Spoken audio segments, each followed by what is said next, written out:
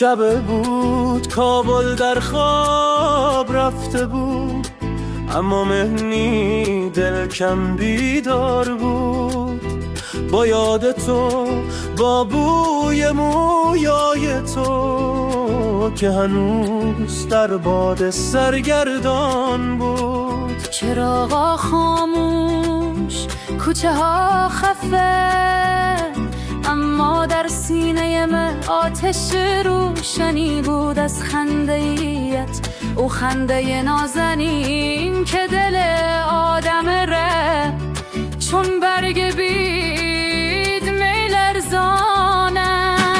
ای بوتی ناز، ای چشم سیاه مستنگا، مه بی جام است شدم از نام تو، از یاد تو، از آهی که در دل دارم. هر شب میگم امشب فراموشت میکنم، اما همین که مهتاب میتابه از پشت شیشه، نامت خود به خود میآیه به زبونم. مثل زکی قدیمی که هیچ وقت تمام نمیشه.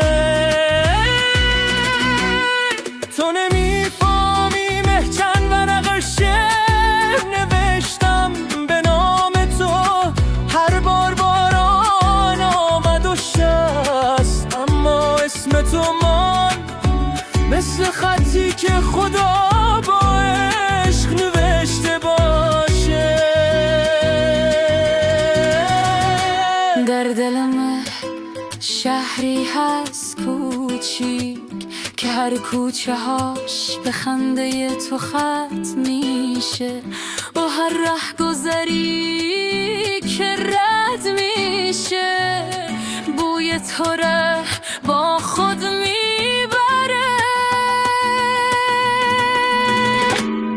ای یارک می خواب شینی شبای من، وقتی نسیم میایه و پرده می جنبانه، احساس میکنم دوستی که آهسته میگی دل کم من هنوزت ره دوست دارم.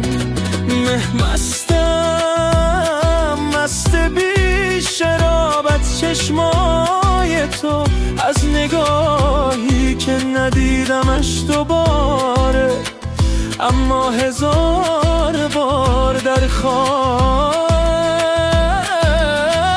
دیدمش.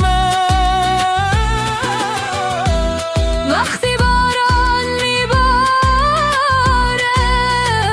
فکر میکنم دستای توست که آرام روی شانه‌ام میریزه و مه دلم میخواهد بگویم.